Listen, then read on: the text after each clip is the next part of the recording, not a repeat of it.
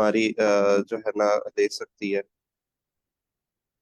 Okay, अस्सलाम वालेकुम everyone. पहले तो लाइक ये जीआरई का सेशन है I think.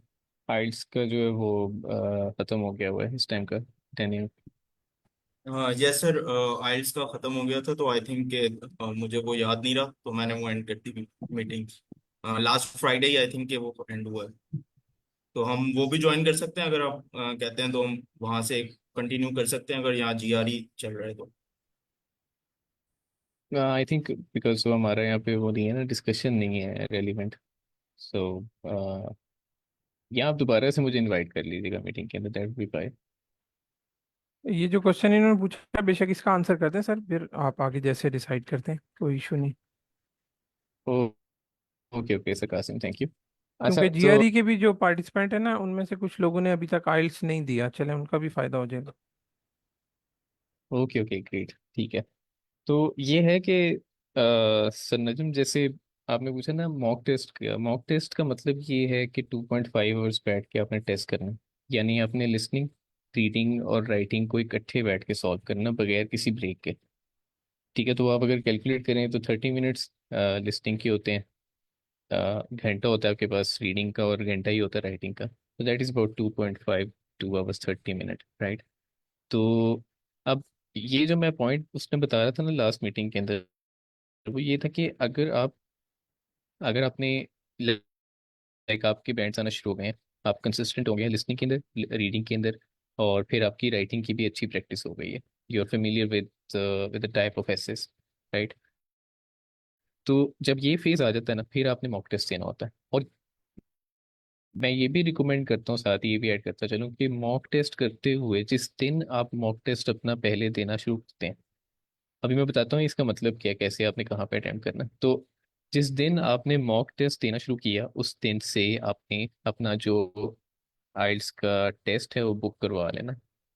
And that should be about 20 days ahead from that, 20, at least 20 days ahead of that. तो 20 days आपके पास होने चाहिए मॉक टेस्ट के लिए सिर्फ। ठीक है, तो इसकी क्या वजह कि मॉक टेस्ट जो है ना ये 2.5 आवर्स, इवन दो इंडिविजुअली अगर आप देखें, मैं मॉड्यूल्स में लेट से आप कहते हैं मैं लिसनिंग में बहुत अच्छे हो गए हैं, मैं अच्छी हो गई हूँ, या रीडिंग के अंदर मेरे बैंड्स आना शुरू हो गए हैं, इंडिविजुअली अलग बैठ के सिर्फ एक एक जो मॉड्यूल है उसको अटेम्प्ट करना है। लेकिन जब आप मॉड्यूल पूरा, एक टेस्ट जो है वो मॉक टेस्ट पूरा अटेम्प्ट कर रहे होंगे, that is another level of training, जिसमें आप कहते हैं कि मुझे 2.5 आवर्स इकट्ठे बैठ के मैंने वही लेवल वही क्वालिटी मेंटेन करनी और वही बैंड्स प्रोड्यूस करना है। ठीक है, तो क्योंकि आप देखेंगे इसमें आपकी एनर्जी ज़्यादा लगती है, आपको ब्रेक नहीं मिलती। ठीक है, and yes, just like in the real test, आपको ये अलाउ हो सकता है कि आप अपने पास वाटर बॉटल रखें, ट्रांसपेरेंट एक बॉटल रख सकते हैं, ठीक है, जो आपको रियल टेस्ट के अंदर लेके जानी होती है। सो दैट इज़ गुड कि आप पानी अपने पास रखें, हाइड्रेटेड रहें। और इसके अलावा can, which is a very good tip, ये आई थिंक जीआरई वालों के लिए भी बहुत अच्छी होगी, वो ये है कि प्लीज, ये जो है ना, ये डॉक्टर जफर ने भी टिप दी थी, वो ये थी कि chocolates are very important. Chocolates जो है वो खाना शुरू करें। क्यों? उसकी ये नहीं कि खाते ही जाएं, एक एक या दो, हैव अ गुड टेस्ट। क्यों? ये आपकी आयरन बेहतर करती है। तो जो आपकी एनर्जी होती है ना, एनर्जी जो लेवल होता है आपका, वो इनहेंस होता है when you actually eat chocolates. ठीक है, तो आपको फ्रेश रखती है, आपको ज़्यादा आपका ना जो सिस्टम होता है अंदर का वो ज़्यादा फ्रेश रहता है, एनर्जेटिक रहता है। तो उससे क्या होता है, आप देखेंगे कि अगर आपका टेस्ट जो है वो एक लेवल पे हो रहा है ना, तो you will see improvement in that and you will see that. ठीक है, सो वन थिंग कि अपनी इसको, अपनी जो एपिटाइट है दैट शुड बी गुड। दूसरा, हाइड्रेटेड रहें, यानी पानी पीते रहें। ठीक है, इतना नहीं पीना कि आप वो फिर आवाज़ आ रही होना शुरू हो जाए, ऐसा कुछ। इतना पिए कि बस आप फ्रेश रहें। ठीक है, सिप, ठीक है, 2 सिप्स ले रहे हैं मैक्सिमम, ठीक है, वो भी बहुत है आपके लिए। एंड देन जो हमारा मॉक टेस्ट है, अब मॉक टेस्ट देना कैसे होता है? मॉक टेस्ट का मतलब होता है कि आपने तीनों कंसेक्यूटिव देने। इसका ये मतलब नहीं है आपको किसी भी वेबसाइट के ऊपर जाके इस तीनों के तीनों आपको मिल जाएंगे। हाँ, लिसनिंग और रीडिंग आपको एक वेबसाइट के ऊपर मिल जाएंगे, क्योंकि इनकी बैंड्स फॉरेन से आपको पता चल जाते हैं, फॉरेन से इवेल्युएट हो जाते हैं और आपको पता चल जाते हैं इतने सही हैं और इतने गलत है। तो आपको फॉरेन से स्कोर अपना मिल जाता है। लेकिन राइटिंग के लिए ये है कि आपने एक मॉक टेस्ट पूरा देना है ना, तो आपने लिसनिंग रीडिंग कर ली एक वेबसाइट से, आपके वो बैंड्स आ गए। राइटिंग को जैसे ही आपने सॉल्व करना है ना, आपने यानी उसी उसी दौरान रीडिंग के फौरन बाद आप राइटिंग शुरू करते हैं।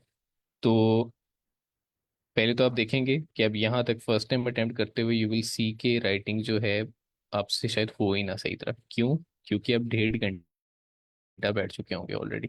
आपने लिसनिंग और रीडिंग इकट्ठे की होगी, तो reading takes a lot of your energy as well. उसमें अपने जब फाइंड करने होते हैं टाइम के अंदर रहते हुए 3 पैसेजेस सॉल्व करने होते हैं। ठीक है, फिर राइटिंग के अंदर जब आप आते हैं, आप 2 टास्क होते हैं, वो भी आपने इसी तरह सॉल्व करने हैं।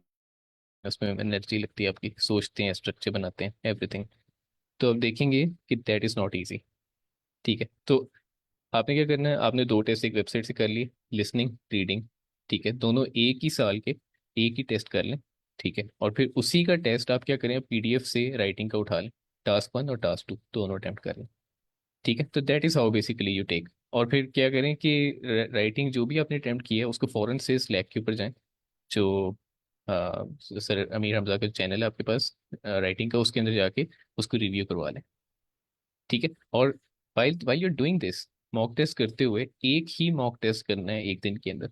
2 कर लेंगे ना, हो सकता है आपकी एनर्जी बहुत अच्छी हो, आप 2 करना चाहें, लेकिन उसका डिसएडवांटेज ये होगा कि next day you will feel like kind of dizzy. Like आप सोचेंगे कि ये तो मैंने इस दिन तो मुझसे हो ही नहीं रहा कुछ भी।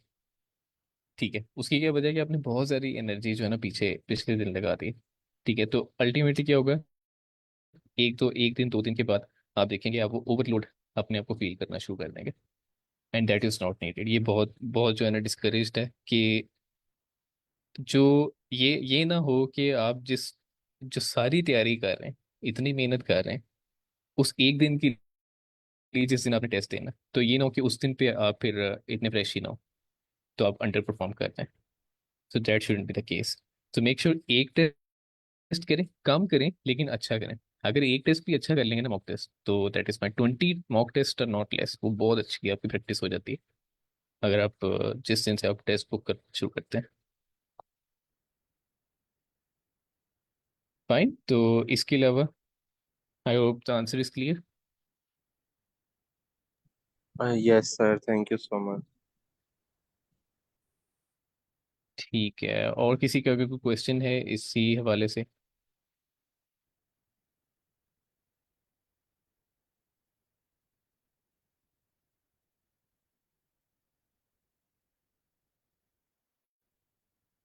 तो ठीक है, आई थिंक आप कंटिन्यू करें अपना जीएरी सेशन।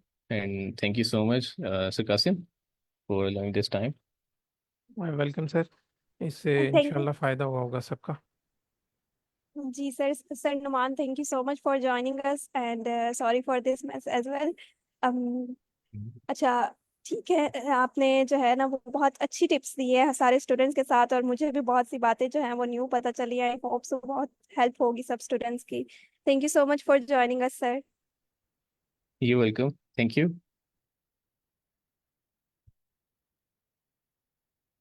ओके जी, देन अल्लाह हाफिज everyone. Okay sir, thank you very much.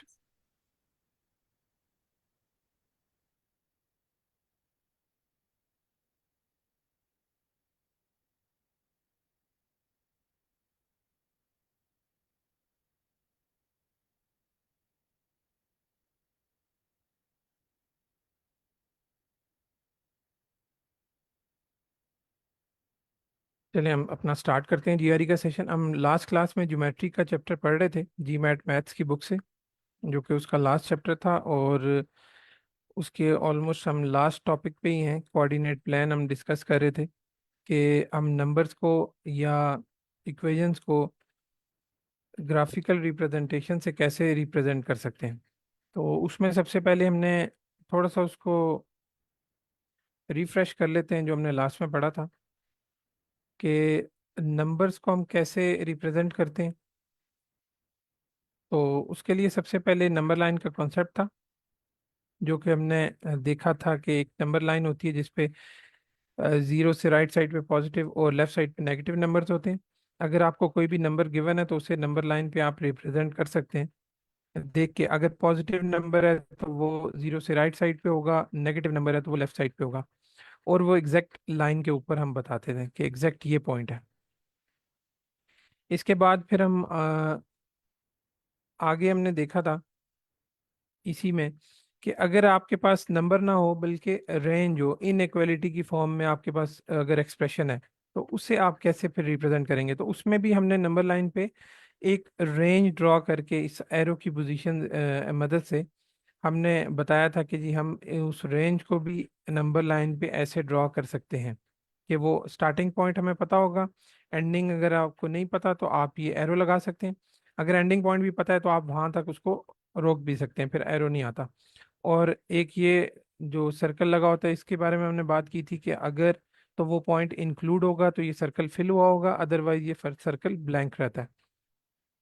तो ये रेंज के वाले से था कि अगर रेंज को किसी नंबर के लिए हमें रेंज दी हो इनइक्वालिटी की फॉर्म में तो हम उसे इस तरह रिप्रेजेंट करेंगे। उसके बाद नेक्स्ट चीज आई थी कि अगर एक पेज पे हमें कोई एक डॉट लगा के दिया जाए कि इसको रिप्रेजेंट करें, तो उसको आप कैसे फिर चेक कर सकते हैं कि उसकी एग्जैक्ट पोजीशन क्या है? ठीक है, अब हमें ये पता है कि ये किसी स्ट्रेट लाइन पे मौजूद नहीं है, मतलब नंबर लाइन पे मौजूद नहीं है। अब एक प्लान पे नंबर लाइन ड्रॉ करने का रूल ये है कि अगर आपके पास ये प्लान दिया हुआ है तो इसके बिल्कुल सेंटर पॉइंट पे आप ड्रॉ कर सकते हैं नंबर लाइंस। ठीक है, ये आपकी नंबर लाइन हो सकती है इसमें। इसी तरह हमने देखा था कि अगर फर्ज करें ये पॉइंट है और इसको हम यहाँ पे रख लेते हैं, अब ये नंबर लाइन है हमारी 0, इसको 0 लिख लें, ये 1, ये 2 और इस तरह सो ऑन, और इस तरफ -1। ठीक है, तो इस पॉइंट के लिए हम कुछ आइडिया दे सकते हैं नंबर लाइन के थ्रू कि ये पॉइंट कहाँ पे लाई कर रहा है। तो अगर आप ये नंबर लाइन जैसा मैंने ड्रॉ की, अगर आप ये नंबर लाइन के थ्रू देखना चाहें तो आप उस नंबर से नंबर लाइन पे स्ट्रेट एक लाइन ड्रॉ करते हैं, और जहाँ पे वो नंबर लाइन को टच कर रही होती है तो आप उसका ये रिलेशन बताते हैं इस ओरिजिन से। 0 को ओरिजिन कहते हैं जो सेंटर पॉइंट होता है, तो इससे हम इसका रिलेशनशिप बता रहे होते हैं कि इसका ये जो फासला है ये कितना है। हम एग्जैक्ट पॉइंट नहीं बता सकते ये वाला, लेकिन हम इसका ये एग्जैक्ट फासला ये बता देते हैं कि इसका रिलेशनशिप क्या है। मतलब अब ये हम इसमें इस केस में ये बताते हैं कि ये पॉइंट 2 पॉइंट्स राइट साइड पे है 0 से या ओरिजिन से, कि वो 1 और 2 पॉइंट के फासले पे है 0 से। क्योंकि हमें पता है कि अगर यहाँ पे ये एक लाइन ड्रॉ की है तो इस पूरे पे वैल्यूज जो है ना वो इसके 2 के अकॉर्डिंग आ रही होंगी। ठीक है, कि यहाँ पूरी लाइन पे x की वैल्यू 2 ही होगी, क्योंकि ये x को यहाँ पे 2 से क्रॉस कर रही है इस लाइन को। स्ट्रेट लाइन है तो स्ट्रेट लाइन पे वैल्यू सेम रहती है सर। तो अब प्लान पे हमने सिर्फ आइडिया दे दिया, अब एग्जैक्ट हमें इसकी लोकेशन नहीं पता। ठीक है, हमने एक नंबर लाइन ड्रॉ की सेंटर में प्लान के, और वहां से उसका डिस्टेंस बता दिया कि वो x से कितना दूर है, x पे उसकी वैल्यू क्या है और वो 0 से कितना दूर है। इसी तरह थोड़ा मजीद गैस लगाने के लिए अगर हम नंबर लाइन को वर्टिकली ड्रॉ करें वो भी हम कर सकते हैं, वो भी सेंटर में ही ड्रॉ करनी होगी। अब इस पे भी नंबर इसी तरह होंगे, यहाँ पॉजिटिव नंबर्स होंगे और नीचे 0 से नीचे नेगेटिव नंबर्स होंगे। तो अब इधर से अगर हम हॉरिजेंटली उसकी एक लाइन ड्रॉ करें इस नंबर लाइन पे यूं, तो हमारे पास अब ये दो रिलेशनशिप्स आ गए। एक तो ये पता चल गया कि वो 0 से राइट साइड पे कितना है, और एक ये अपवर्ड वाली साइड पे पता चला कि वो 0 से अपवर्ड कितना है। तो आप ये दो चीजें बता सकते हैं हम। ठीक है, नंबर लाइन की मदद से आप ये दो रिलेशन उस नंबर के या उस पॉइंट के प्लान पे जो मौजूद है आपके पास उसके बारे में आप बता सकते हैं। जैसे इन्होंने ये उसी चीज को एक्सप्लेन करके यहाँ पे हम पहुंचे हैं अभी, कि अब आपने दो रिलेशन बता दिए। अगर इस पॉइंट की बात करें तो ये the point is 2 units to the right of 0। यहाँ से हमें ये पता चला कि ये 0 से राइट साइड पे 2 पॉइंट्स दूर है। और यहाँ से अगर आप इस वर्टिकल जो हमने ड्रॉ की है नंबर लाइन इस पे देखें तो पॉइंट इज 1 यूनिट अबव 0। तो यहाँ से हमें ये पता चला, तो हमें ये दो रिलेशनशिप्स पता चल गए। अभी भी हमें ये एग्जैक्ट वैल्यू नहीं पता इसकी, हम जस्ट ये राइट और अबव की फॉर्म में बता रहे हैं कि वो नंबर 0 से कितना दूर है। एग्जैक्ट पॉइंट उसका नहीं बता पा रहे या लोकेशन बता नहीं पा रहे। इसी तरह डिफरेंट एग्जांपल दें, अगर आप इस पॉइंट को कंसीडर करें तो इसमें आप बिलो और लेफ्ट का काम करेंगे, यूज करेंगे। अगर 0 से वो राइट साइड पे तो राइट, लेफ्ट साइड पे तो लेफ्ट, और इसी तरह अगर इस वर्टिकल को आप करेंगे तो नीचे डाउनवर्ड है और ऊपर अपवर्ड है, या ऊपर अप और नीचे बिलो कह सकते हैं आप।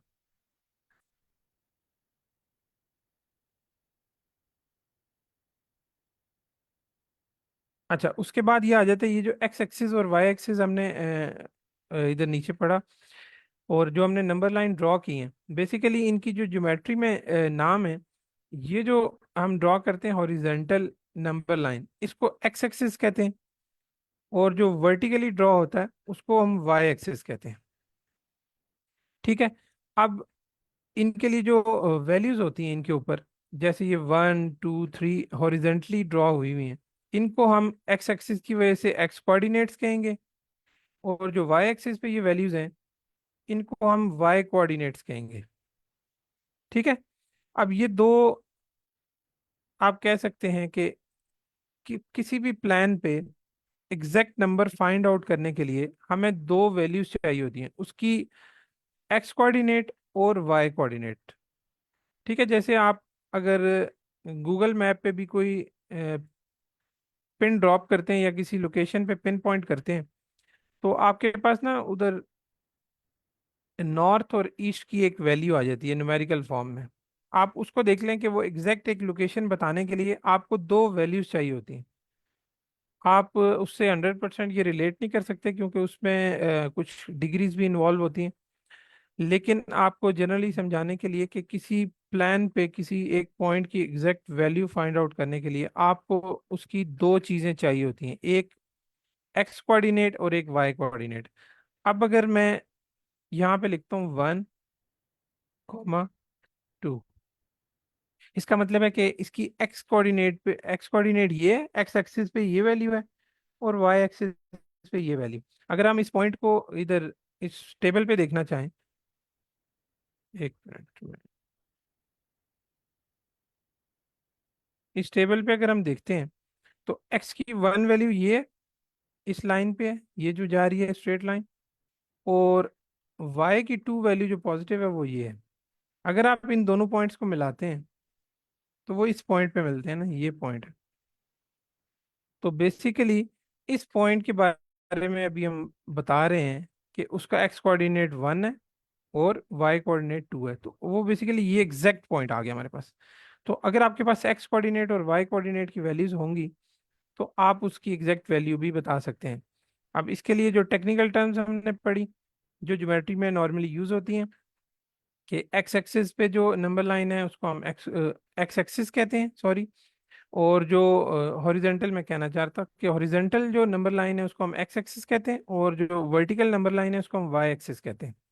अब एक्स एक्सिस पे एक्स कोऑर्डिनेट होगा हमारे पास, और वाई एक्सिस पे वाई कोऑर्डिनेट होगा। अब इनके लिए डायरेक्शंस हम पहले ही देख चुके हैं कि एक्स एक्सिस पे हम राइट और लेफ्ट मूव करते हैं, और वाई एक्सिस पे अप डाउन मूव करते हैं, क्योंकि उसकी वैल्यूज उसी तरह है वर्टिकल और हॉरिजेंटली।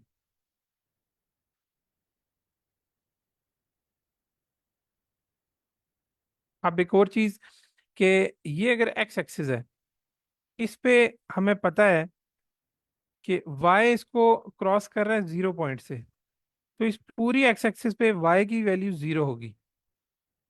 ठीक है। वो जो हमने कोऑर्डिनेट्स की बात की, उसमें अब दो वैल्यू, एक एक्स की और एक वाई की, एक्स कोऑर्डिनेट और वाई कोऑर्डिनेट।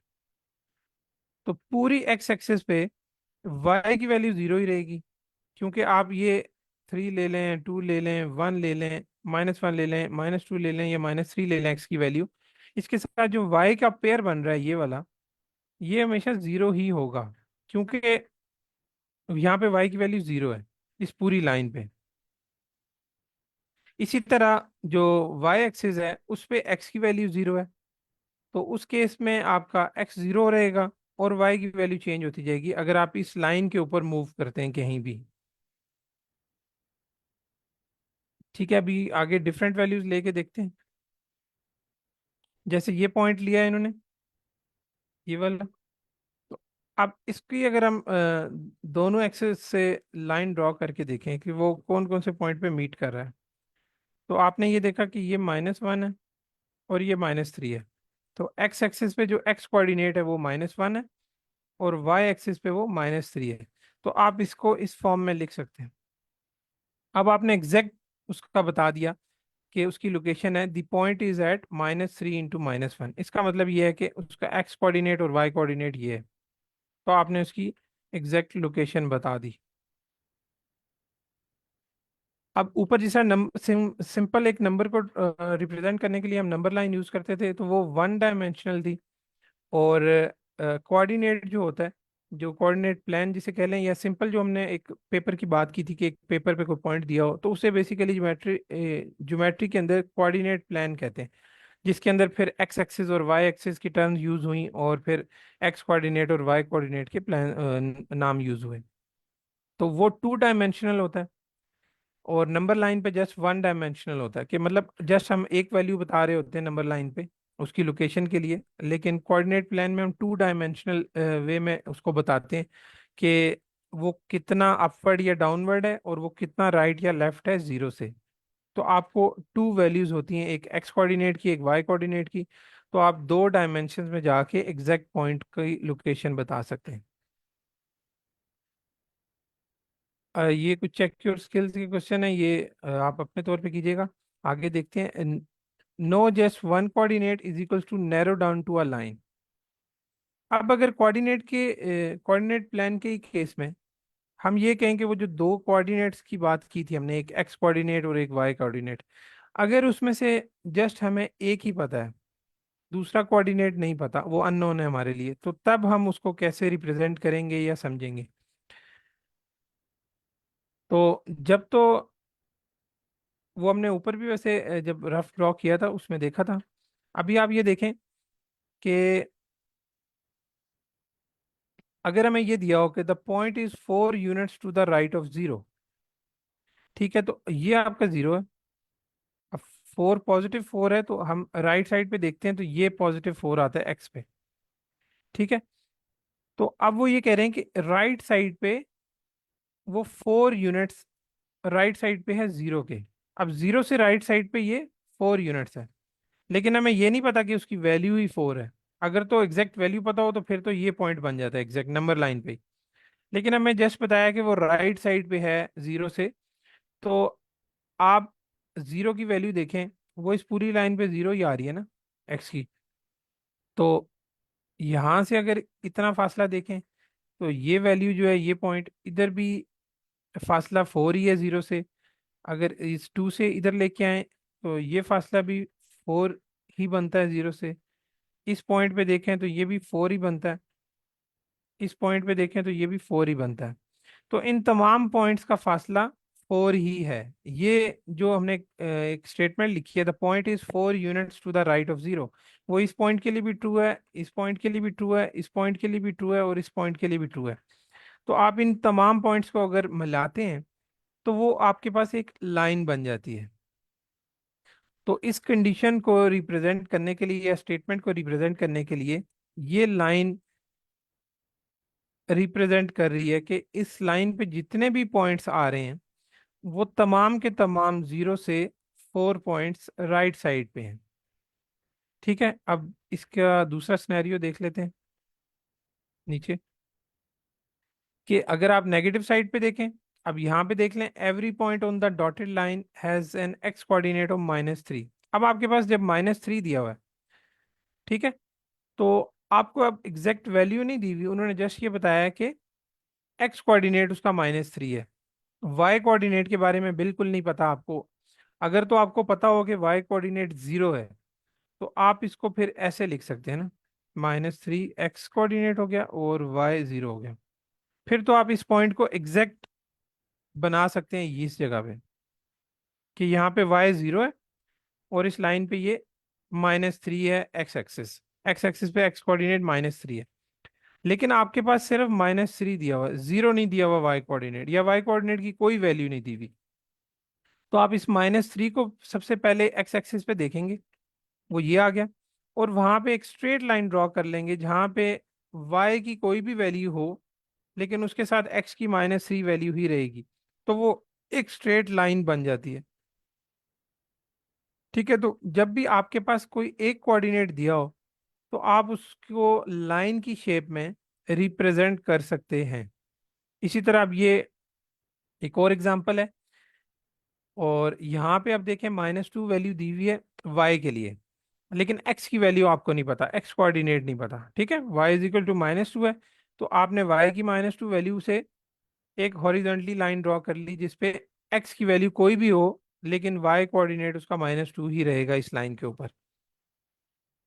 और फोर्थ एग्जांपल ये ऊपर है, y कोऑर्डिनेट में अपवर्ड पोजीशन पे है, कि अगर y कोऑर्डिनेट 1 दिया हुआ है तो फिर आप कैसे उसको ड्रॉ करेंगे, तो वो इस 1 पे आप एक स्ट्रेट लाइन ड्रॉ कर लेते हैं। तो अगर आपके पास कोई एक कोऑर्डिनेट दिया हुआ है तो आप उसको ऐसे रिप्रेजेंट कर सकते हैं। इससे आगे आगे नोइंग रेंजेस, कि अगर आपके पास कोई रेंज दी हुई है, तो रेंज की हमने बात ऊपर इनइक्वालिटी में भी की थी, कि अगर इनइक्वालिटी की फॉर्म में हमें दिया होगा तो वो नंबर लाइन पे हम इस तरह ड्रॉ करते हैं। लेकिन अगर कोऑर्डिनेट प्लान में हमने ड्रॉ करना हो, इसमें तो हमने ये जस्ट बता दिया ना कि वो इस पॉइंट से स्टार्ट हो रहा है और इधर जा रहा है। लेकिन अगर कोऑर्डिनेट प्लान में हमें दिया हो कि एक्स कोऑर्डिनेट की ये रेंज है, ठीक है, अब वो एग्जैक्ट वैल्यू नहीं है एक्स की, बल्कि कोऑर्डिनेट की रेंज दे दी हमें, तो उसके लिए हम इसी प्लान को, जैसे ये अब हमारे पास एक प्लान दिया हुआ है जिसे कोऑर्डिनेट प्लान कहते हैं ज्योमेट्री की शेप में। तो इसमें आप देखेंगे कि एक्स कोऑर्डिनेट के लिए हमें क्या उन्होंने रेंज दी है। अब ये अगर आप पढ़ें, every point in the shaded, shaded को आप छोड़ दें भी, आप सिर्फ ये पहले every point in x axis is greater than 0, अगर हमें उन्होंने ये सिर्फ दिया हुआ कि एक्स कोऑर्डिनेट जो है वो ग्रेटर देन 0 है। अब एग्जैक्ट वैल्यू हमें नहीं पता एक्स की, कि एक्स 1 है 2 है, लेकिन ये हमें पता चल गया कि वो ग्रेटर देन 0 है। मतलब ये जो 0 ओरिजिन है इससे वो बड़ा है, मतलब पॉजिटिव नंबर है। पॉजिटिव नंबर फिर जितने भी हैं उस तमाम को हम इसमें कंसीडर करेंगे। तो आपके पास जब एक्स कोऑर्डिनेट दिया हुआ है, अगर आप यहाँ पे जिस तरह कोऑर्डिनेट्स लिखते हैं, वाई आपको नहीं पता लेकिन एक्स आपको दिया हुआ है, एक्स इज ग्रेटर देन 0, तो अब आपके पास एक ही कोऑर्डिनेट दिया हुआ है और वो भी रेंज की फॉर्म में दिया हुआ है। तो अगर तो ये एग्जैक्ट वैल्यू दी होती कोऑर्डिनेट की, तो आप एक स्ट्रेट लाइन ड्रॉ कर लेते, जैसे एक्स इज, आप इसकी जगह अगर ये लिखते एक्स, जिस तरह हम ऊपर पढ़ के आए हैं कि एक्स इज इक्वल टू 1 दिया होता, अगर एक्स इक्वल टू 1 दिया होता तो एक्स एक्सिस पे 1 की वैल्यू ये, हमें पता है कि ये point is 1 point right side of 0, हम ये कह सकते थे। और यहाँ पे हम एक स्ट्रेट लाइन ड्रॉ कर लेते इसके लिए, जो इस पे y की तमाम वैल्यूज जो भी आ रही हैं वो पॉसिबल थी, ठीक है। x की वैल्यू हमें दी हुई थी, y कोऑर्डिनेट में कोई भी वैल्यू हो सकती थी, लेकिन अब हमें रेंज दी हुई है x इज ग्रेटर देन 0, तो हम स्ट्रेट लाइन इसका एग्जैक्ट ड्रॉ नहीं कर सकते, हम ये नहीं कह सकते कि x की यही वैल्यू है। अब हमें पूरी रेंज दी हुई है, तो इस तरफ x की तमाम वैल्यूज जो है ना वो पॉजिटिव है, ये तमाम रीजन जो है x की पॉजिटिव वैल्यूज का है। अब इस प्लान को हमने 4 पोर्शंस में डिवाइड कर दिया। अब वो पोर्शन में कैसे डिवाइड किया, आप उसको इस तरह देख सकते हैं कि ये हमारा एक्स एक्सिस है, ये वाई एक्सिस है। अब ये 4 पोर्शंस इसके बन गए। अब इन 4 पोर्शंस के ज्योमेट्री में नाम भी हैं, इसको हम फर्स्ट कहते हैं, इसको सेकंड कहते हैं, इसको थर्ड कहते हैं और इसको 4 कहते हैं। और इसके साथ एक टर्म यूज होती है क्वाड्रेंट, ये फर्स्ट क्वाड्रेंट है, ये सेकंड क्वाड्रेंट है, ये थर्ड क्वाड्रेंट है और फोर्थ क्वाड्रेंट है। ये आपने याद ही करने। अब इनमें प्रॉपर्टीज क्या है इनकी, अब आप अगर इसको देखें, यहाँ पे इन्होंने नंबर लिखे हुए हैं,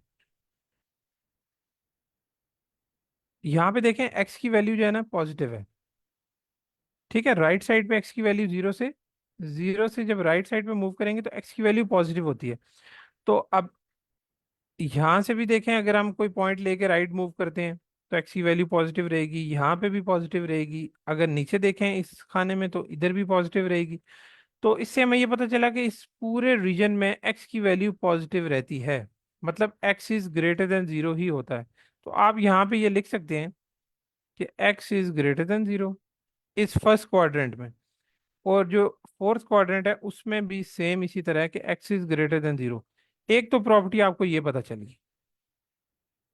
अब दूसरी प्रॉपर्टी हम y कोऑर्डिनेट के हवाले से देखते हैं कि अगर इसी रीजन में हम देखें तो y कोऑर्डिनेट की क्या पॉसिबल वैल्यूज हो सकती हैं।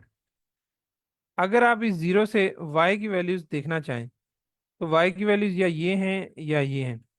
तो अगर आप ऊपर की तरफ मूव करते हैं तो y की वैल्यू पॉजिटिव है, मतलब इस पूरे पोर्शन में y पॉजिटिव रहता है। और अगर आप नीचे आ जाते हैं तो यहाँ पे y की वैल्यूज ये नेगेटिव कंसिडर होती हैं, नेगेटिव होती हैं। तो आप इसको इस तरह भी लिख सकते हैं y is greater than zero. ये अब कोऑर्डिनेट्स की वैल्यूज हम बता रहे हैं बेसिकली। और यहाँ पे y is less than zero. ठीक है। इसी तरह सिमिलरली इन पोर्शंस को भी अगर आप देखें तो यहाँ पे x नेगेटिव है दोनों पोर्शंस में।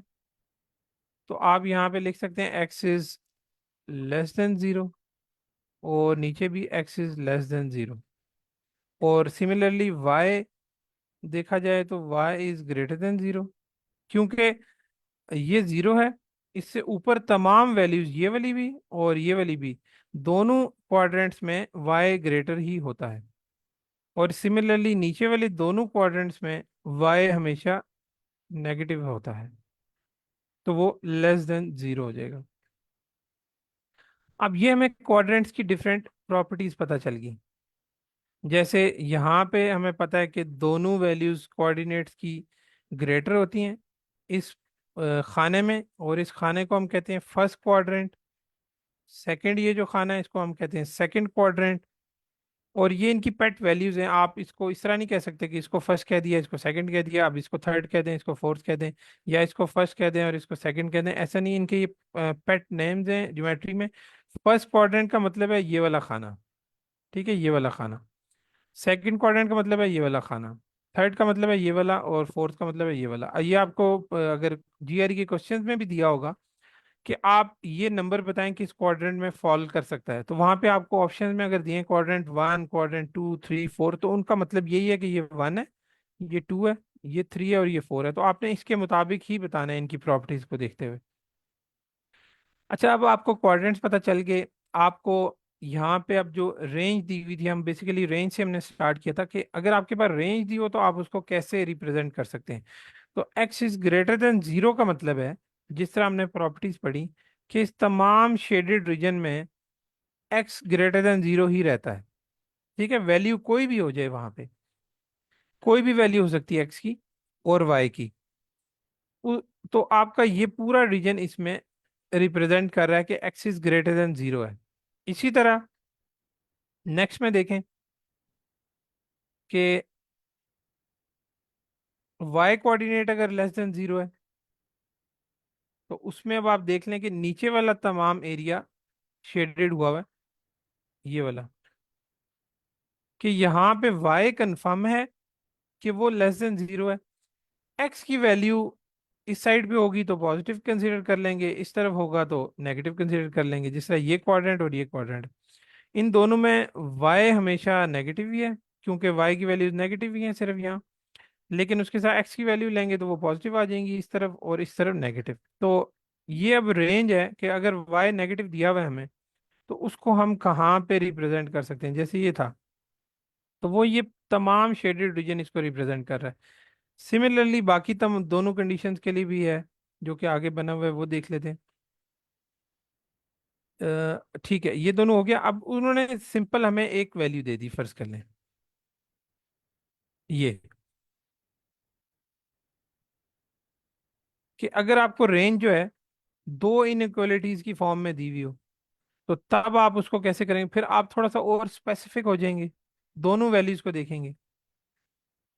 ठीक है, अब ये एक और एक ये है, x is greater than zero and y is less than zero. अब वो आप क्वाड्रेंट की अगर प्रॉपर्टीज देखें तो x is greater than zero कहाँ पे है। x is greater than zero इधर भी है, x is greater than zero इधर भी है, इन दोनों क्वाड्रेंट में। तो ये अगर सिर्फ पहली कंडीशन को देखें तो आप ये सारा शेड कर देंगे तमाम दोनों पोर्शन। लेकिन आगे एंड है और दूसरी कंडीशन दी हुई है y is less than zero. अब इन दोनों क्वाड्रेंट्स में हमने देखना है कि y लेस देन जीरो कहाँ पे है।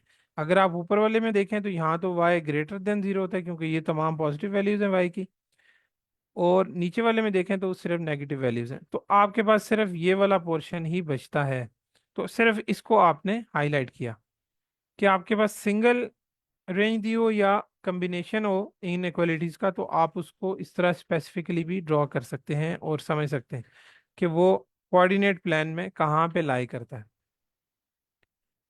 ये वही कोऑर्डिनेट्स की प्रॉपर्टीज दी हुई हैं, आप इनको समझ के और समझेंगे तो आपको खुद ब खुद याद हो जाएगा कि ये क्वाड्रेंट 1 है, ये 2 है, ये 3 है, 4 है, और इनमें वैल्यूज, पॉसिबल वैल्यूज क्या हो सकती हैं, कौन सी वैल्यू पॉजिटिव होती है, कौन सी नेगेटिव होती है।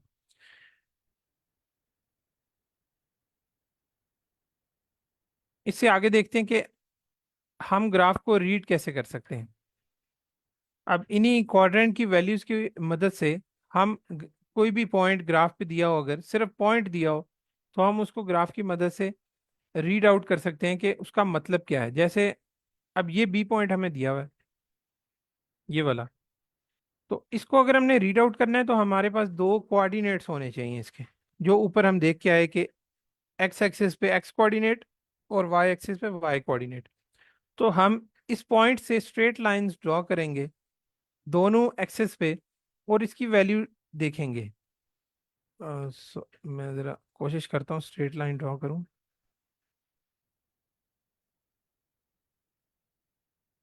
ये और ये, अब अगर आप एक्स एक्सिस पे देखें तो उसकी वैल्यू आ रही है -2, मतलब कि इस पॉइंट का जो एक्स कोऑर्डिनेट है वो -2 है, और वाई एक्सिस पे वो 2 को टच कर रहा है, तो वाई एक्सिस पे वाई कोऑर्डिनेट होता है जो कि उसका +2 आ रहा है। तो आप इसके बारे में ये बता सकते हैं कि ये पॉइंट किस जगह पे लाई कर रहा है एग्जैक्ट। आप इसको अगर रीड करना शुरू करें तो नीचे मैं आपको स्टेटमेंट वो दिखाता हूँ जिस तरह इसको प्रॉपर लिखा जाता है।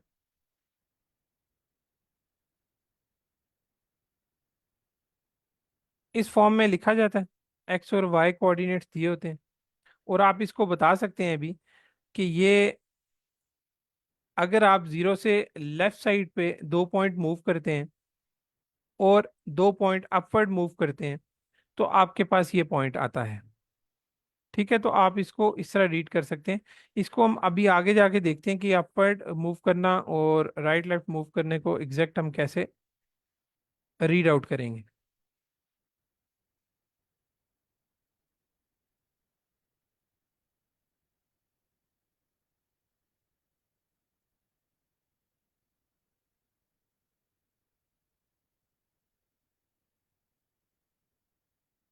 अच्छा, अब ये हमें एक लाइन दिखा रहे हैं ग्राफ में और पूछ रहे हैं कि what is the y coordinate of the point that has an x coordinate of -4।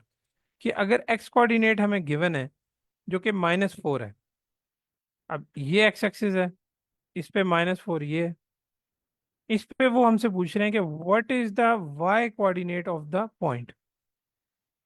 कि अगर एक्स कोऑर्डिनेट की वैल्यू -4 हो तो वाई कोऑर्डिनेट क्या होगा इस लाइन के ऊपर। अब अगर हम यहाँ एक स्ट्रेट लाइन ड्रॉ करते हैं यूं, जो -4 से क्रॉस कर रही है एक्स एक्सिस को, तो हमें पता चल गया कि इसकी एक्स कोऑर्डिनेट तो हमें पता चल गया उसका -4। अब अगर इस पॉइंट के बारे में वो हमसे पूछ रहे हैं, क्योंकि लाइन यहाँ से पास कर रही है -4 एक्स की वैल्यू को, तो आप अगर इधर से स्ट्रेट लाइन ड्रॉ करते हैं वाई एक्सिस पे तो वो -3 आ जाता है। तो आप इसको बता सकते हैं कि इसका वाई कोऑर्डिनेट -3 है। ठीक है, आप इस पॉइंट को यूं लिख सकते हैं। ये तो हम ऊपर पढ़ के आए हैं इसलिए ज़्यादा एक्सप्लेन नहीं करते, आगे चलते हैं इसमें। इसी तरह ये इन्होंने बताया हुआ है कि दोनों एक्सेस पे आप स्ट्रेट लाइन ड्रॉ करेंगे और आपके पास वाई और एक्स कोऑर्डिनेट की वैल्यूज आ जाएंगी जिससे आप बता सकते हैं। इसी तरह ज़रूरी नहीं कि स्ट्रेट लाइन, अगर कर्व लाइन है जैसे ये कर्व लाइन में, तो आप इसमें भी उसी तरह बता सकते हैं। आप उस जो भी पॉइंट आपने बताना है, फर्ज कर लें आपने ये पॉइंट बताना है, तो आप इससे एक्स एक्सिस पे और वाई एक्सिस पे स्ट्रेट लाइन ड्रॉ करें तो आपके पास इसके एक्स कोऑर्डिनेट्स आ जाएंगे, एक्स सॉरी दोनों कोऑर्डिनेट्स आ जाएंगे। ये एक्स कोऑर्डिनेट हो गया 2 और वाई कोऑर्डिनेट हो गया 1, तो इस पॉइंट को आप 2 और 1 भी कह सकते हैं।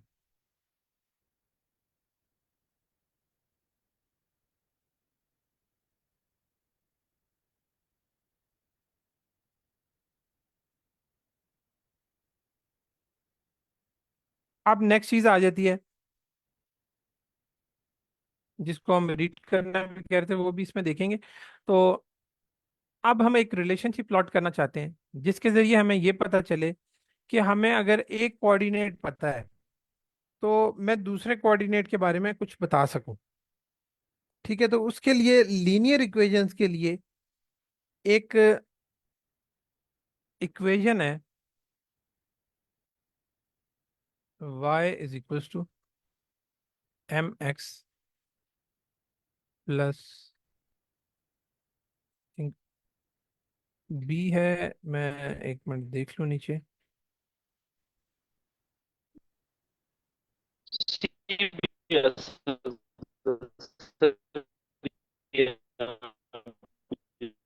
बस सर आपकी आवाज़ कट रही है, आई थिंक कोई इशू है नेट का मेरी तरफ या आपकी तरफ। रिपीट नहीं, कर इनकी देगा ये। आवाज आई नहीं बिल्कुल। माजिद अली, आप फिर से पूछ लो। जी सर, वो ये जो इक्वेशन आपने लिखा है, ये y is equal to maths में जो हम पढ़ते हैं एम एक्स प्लस सी, ये m जो है मेरे ख्याल में स्लोप को शो कर रहा है। जी जी, अच्छा यहाँ पे सी होता है। मैं वही देखना जी चाह रहा जी था कि उन्होंने क्या कांस्टेंट टर्म्स लिए हुए हैं, ताकि मैं वही लिखूं ताकि आपको क्लियर हो जाए। जी जी, सी होता है। अच्छा सी होता है, ठीक है, थैंक यू सर।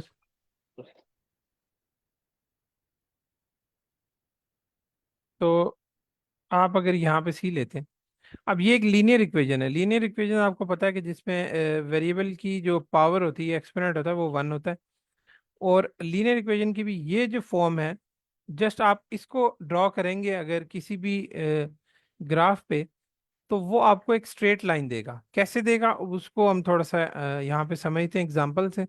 इसके अलावा जितनी भी और इक्वेशंस हैं, जैसे क्वाड्रेटिक इक्वेशन होती है, क्यूबिक फॉर्म में होती है जिसमें एक्स की या किसी भी वेरिएबल की पावर थ्री होगी, तो ग्राफिकल रिप्रेजेंटेशन सबकी कर सकते हैं आप, लेकिन वो स्ट्रेट लाइन में नहीं होगी। स्ट्रेट लाइन सिर्फ लीनियर इक्वेशन से ही आप ड्रॉ करते हैं या ड्रॉ हो सकती है। बाकियों की डिफरेंट पॉसिबिलिटीज हैं जीआरई में या इस ज्योमेट्री में, उनकी रिप्रेजेंटेशन के बारे में कोई एक्सप्लेनेशन नहीं है, और मेरे ख्याल में जीआरई में इसका का कोई क्वेश्चन भी नहीं आता। जस्ट लीनियर इक्वेशंस के हवाले से ज्योमेट्री में जो क्वेश्चन है वो इन्वॉल्व रहते हैं। तो आप इसको सिर्फ समझ लें। और इसमें अब ये एग्जांपल हम देखते हैं कि आपके पास अगर ये इक्वेशन जो मैंने लिखी थी ये है y is equal to two x plus one. अब इसमें दो चीजें मैंने लिखी थी, एक m लिखा था x के साथ, ये जो यहाँ पे टू है, और एक c लिखा जो सर ने बताया कि वो वन है। तो ये जो दो कांस्टेंट टर्म्स हैं, ये जो वेरिएबल के साथ होती है इसको हम कोफिशिएंट कहते हैं। जो कांस्टेंट वेरिएबल के साथ अटैच होता है उसको हम कोफिशिएंट कहते हैं वेरिएबल का। उसको m कहते हैं इस इक्वेशन में, और इसका दूसरा नाम है स्लोप। ठीक है, ये आपको आगे जाके समझ भी आ जाएगा, वैसे नाम याद कर लें जस्ट अभी, और बाद में आपको खुद ही वो समझ आ जाएगा। और ये जो अलहदा से कांस्टेंट टर्म होगी इस इक्वेशन में, वन है या सर ने जैसे बताया सी है, ये बेसिकली हमें बता रहा होता है वाई इंटरसेप्ट। वाई इंटरसेप्ट क्या होता है कि जो हम ऊपर वाई पढ़ के आए हैं, सॉरी वाई एक्सिस जो पढ़ के आए हैं, उस पे कहाँ से वो लाइन क्रॉस कर रही है। तो वाई एक्सिस पे जिस लाइन को भी, जिस पॉइंट को भी वो टच करके लाइन गुजर रही है, ये अब हम स्ट्रेट लाइन की सिर्फ बात करें। स्ट्रेट लाइन जो भी क्रॉस कर रही है वाई एक्सिस को जहां से भी, वो उसका वाई इंटरसेप्ट होगा। अगर ये वाई इंटरसेप्ट की वैल्यू हमारे पास वन है, तो हमें पता है कि वाई एक्सिस पे ये पॉइंट वन से ये लाइन क्रॉस कर रही है। अब अगर इस इक्वेशन को हम ड्रॉ करना चाहें, तो आप इसमें कुछ वैल्यूज पुट इन करें एक्स की, तो आपके पास y की डिफरेंट वैल्यूज निकलती जाएंगी। जैसे आप x minus one, one put करें, टू पुट करें, माइनस वन पुट करें, माइनस टू पुट करें, जैसे इस एग्जांपल में किया हुआ है, समझाने के लिए कि इस लाइन को आप ग्राफ में कैसे लेके जाएंगे। जैसे ये एक टेबल बना, x की वैल्यूज ये डिफरेंट पुट की, तो आपके पास ये y की वैल्यूज आ गई, माइनस वन, वन, थ्री और फाइव। ठीक है, अब इन्हीं को अगर आप उस तरह कोऑर्डिनेट्स में लिखना चाहें, तो x कोऑर्डिनेट माइनस वन अगर हो, तो y कोऑर्डिनेट भी माइनस वन होगा। x कोऑर्डिनेट अगर जीरो है, y कोऑर्डिनेट वन है। एक्स कोऑर्डिनेट अगर 1 है, वाई कोऑर्डिनेट उसका 3 है। तो इस तरह ये आपके पास डिफरेंट पॉइंट्स आ गए जो आप रिप्रेजेंट कर सकते हैं ग्राफ पे। अगर आप इन सारे पॉइंट्स को ड्रॉ करें तो वो कुछ इस तरह बनते हैं। ठीक है, एक पॉइंट ये है, एक ये है, एक ये है और एक ये। और आप इन तमाम पॉइंट्स को अगर आपस में मिलाएं तो ये एक स्ट्रेट लाइन बनेगी आपके पास, जैसे उन्होंने ये ड्रॉ की। ठीक है, तो लीनियर इक्वेशन की जो फॉर्म आपको बताई, अगर इस फॉर्म में इक्वेशन है तो आप उसमें डिफरेंट वैल्यूज पुट इन करके कुछ पेयर्स निकाल लेते हैं एक्स और वाई कोऑर्डिनेट के, और उन पेयर्स को अगर आप कोऑर्डिनेट प्लान में ड्रॉ करते हैं और उनको फिर आपस में मिलाते हैं तो वो एक स्ट्रेट लाइन ड्रॉ हो जाती है। अब इसमें नीचे चलते हैं। एक इसमें और चीज है,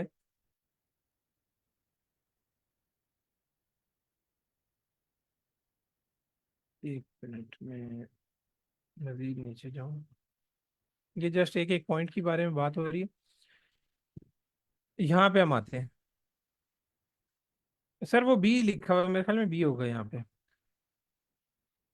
तो ये वो जनरल टर्म है या इक्वेशन आप कह सकते हैं कि किसी भी सर एक बात एक स्ट्रेट ये है लाइन को रिप्रेजेंट। जी बिल्कुल, वो सर, कांस्टेंट आप कुछ भी जी ले सर, सकते हैं, बिल्कुल। कांस्टेंट है चाहे पासबुक में सर बी भी है और पासबुक में सी भी है। जहाँ तक मैंने सर पढ़ा है ना वो सी है, तो सर ये कांस्टेंट अच्छा, है, ऐसे कोई फर्क नहीं पड़ता। बिल्कुल ऐसे ही है सर, वो तो वैल्यू कोई भी जी हो तो उसको हम देख सकते हैं, बाकी आप उसको रिप्रेजेंट किसी भी चीज से कर लें। अच्छा, अब ये हमारे पास एक जनरल टर्म है किसी भी स्ट्रेट लाइन को ड्रॉ करने। अब हमने देखा कि अगर इस फॉर्म में हमारे पास एक इक्वेशन थी, उसमें डिफरेंट वैल्यूज पुट इन करके हमने कुछ पेयर्स निकाल लिए पॉइंट्स के और हमने उसको ड्रॉ किया तो वो एक स्ट्रेट लाइन बनी। मतलब कि ये जो एक जनरल फॉर्म है, ये एक स्ट्रेट लाइन ड्रॉ करने के लिए हमें काफी है या मदद देती है। अब ये इसी की फॉर्म है, इसी तरह लिखी हुई ये 3x-2। तो यहाँ पे अब हमें पता है कि ये जो है ये m है और ये -2 जो है b है। ठीक है, यहाँ पे -1 है और यहाँ पे +4 है। तो ये कुछ चीज़ें हमें मिली। अब ये देख लें इक्वेशंस, ये क्वाड्रेटिक इक्वेशन है और ये दो वेरिएबल आपस में मल्टीप्लाई हो जाएंगे, तो ये भी लीनियर इक्वेशन नहीं है, बल्कि इस इक्वेशन का नाम मुझे नहीं पता, लेकिन ये लीनियर इक्वेशन नहीं बनती। ठीक है, तो लीनियर इक्वेशन की ये जो फॉर्म्स हैं, जस्ट ये ही आपको स्ट्रेट लाइन एक बता सकती हैं ग्राफिकल रिप्रेजेंटेशन में। तो अब इसमें जो दो टर्म्स हमने पढ़ी थी, एक m और एक b। m को हम स्लोप कह रहे थे, जो यहाँ 3 है, यहाँ -1 है। तो वो स्लोप बेसिकली क्या बताती है? ये जो m is equal to slope हमने लिखा, वो हमें क्या बताती है? वो बेसिकली उस स्ट्रेट लाइन के बारे में जो इस इक्वेशन से बनेगी, उसकी बता रही होती है कि गहराई कितनी है, कि वो जो स्ट्रेट लाइन है वो कितनी स्टीप होगी या वो कितनी डाउनवर्ड या अपवर्ड होगी।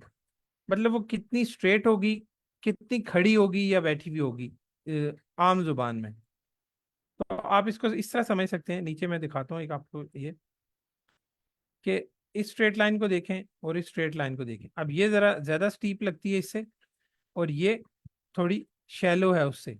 इसी तरह ये बहुत ज्यादा स्ट्रेट लगती है towards vertical x x y axis. तो उस पे देखें तो ये कुछ ज्यादा स्टीप लग रही है, तो आप इसको स्टीप स्लोप कहते हैं। फिर ये जिस तरह कि नेगेटिव नीचे की तरफ आ रही है, जिसको नेगेटिव स्लोप कहते हैं। आप इन नामों को देख के भी कंफ्यूज ना हो, जस्ट आपको एम ये बता रही होती है कि आपने किस तरफ मूव करना है। वो लाइन ड्रॉ करने के लिए आपने किस तरफ मूव करना है, आपने राइट जाना है, लेफ्ट जाना है, अपवर्ड जाना है या डाउनवर्ड जाना है। बस आपको एम की वैल्यू इस हवाले से गाइड कर रही होती है।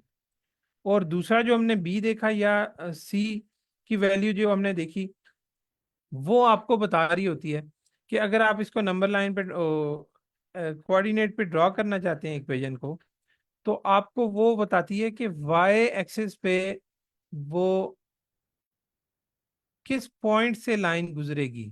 अब ये वाई एक्सिस है, ठीक है, इसीलिए उस सी को या बी को हम वाई इंटरसेप्ट कहते हैं, कि वो वाई एक्सिस को वहां से इंटरसेप्ट कर रही है, वहां से क्रॉस कर रही है। ठीक है, वो लाइन हो, कर्व हो, कुछ भी हो, अगर कोई भी चीज वाई एक्सिस को जहां से क्रॉस करती है वो उसका वाई इंटरसेप्ट होता है।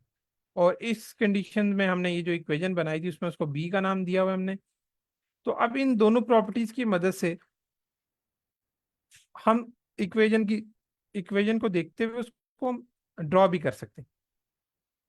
जैसे एक इक्वेशन हमारे पास दी हो, आप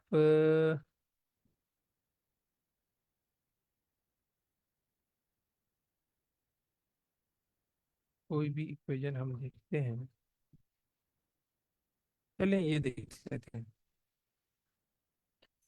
अब ये देखें, ये -2 है वाई एक्सिस पे। ये किसी लाइन का वाई इंटरसेप्ट भी हो सकता है, ठीक है, जो कि सी के इक्वल हम कह सकते थे, जो कि -2 है। चलें इस केस में इस पे हमें दूसरा पॉइंट भी एग्जैक्ट पता है कि वाई एक्सिस पे x0 होता है, ठीक है। तो बेसिकली इसके दोनों कोऑर्डिनेट्स अगर देखें इस पॉइंट के, तो वो ये हैं कि यहाँ पे x0 है। अब आपके पास एक इक्वेशन दी हुई है ये वाली, इसको हम कंसिडर करते हैं कि इसमें m जो है 1/2 है और y इंटरसेप्ट हमने देख लिया कि -2 है। तो आप y इंटरसेप्ट को सबसे पहले ड्रॉ करते हैं, मतलब आप उसको पिन पॉइंट कर लेते हैं, और वहां से फिर ये स्लोप की मदद से आप आगे मूव करते हुए वो लाइन ड्रॉ करते हैं। अब स्लोप हमें क्या बताती है? जैसे हमने बताया था कि वो राइट लेफ्ट और अप डाउन आपको बताती है। तो आप अगर इसी में ये नीचे वाली चीज देखें, ये कि आपके पास अगर ये 1/2 है, इसको न्यूमरेटर कहेंगे, इसको डिनोमिनेटर कहेंगे, फ्रैक्शन की फॉर्म में। अब न्यूमरेटर में बता रहा होता है कि वो राइज करेगी या फॉल करेगी। यहाँ पे फॉल नहीं लिखा हुआ क्योंकि ये जस्ट पॉजिटिव वैल्यूज हैं। अगर आपके पास स्लोप नेगेटिव में हो तो वो न्यूमरेटर में बताएगा कि वो राइज करेगी या फॉल करेगी, मतलब वो ऊपर जाएगी, ऊपर की तरफ जाएगी या नीचे की तरफ जाएगी। इसी तरह डिनोमिनेटर में जो रन लिखा हुआ है वो रन हमें बताता है या पॉजिटिव की तरफ मूव करेगी या नेगेटिव की तरफ मूव करेगी।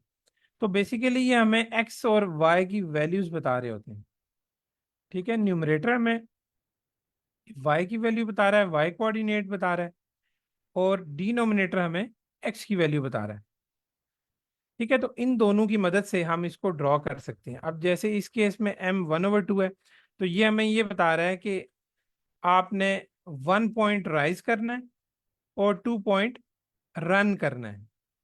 अब दोनों पॉजिटिव है, तो आप इस 2 पॉइंट से अगर स्टार्ट लेते हैं, -2 क्योंकि y इंटरसेप्ट था, इससे आपने 1 पॉइंट राइज किया, आप -1 पे आ गए, और 2 पॉइंट आपने रन किया तो आप राइट साइड पे 2 पॉइंट आ गए, आपके पास दूसरा पॉइंट ये आ जाता है।